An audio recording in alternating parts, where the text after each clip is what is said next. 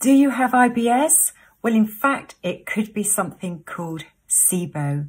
IBS, of course, is when you're getting bloating or discomfort. You might have some wind, you might have diarrhea, constipation, or alternating between the two that creates huge discomfort in your life. Now, IBS has been around for many years and recognised as such, but in more recent years, there's a new phenomenon which is known as SIBO, and this is considered to cause 2/3 of IBS symptoms.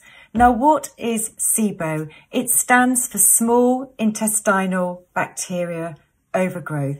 It's when bacteria and other microbes that may normally reside in the colon have somehow managed to thrive and grow in the small intestines.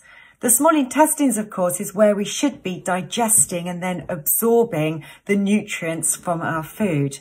So if plant food is arriving in the small intestines from the stomach, which has not yet been completely broken down, it gives the ability for certain bacteria and other microbes to feed off it. It starts to ferment this and it creates gases. Mostly we know these gases to be hydrogen sulphide, and methane gases.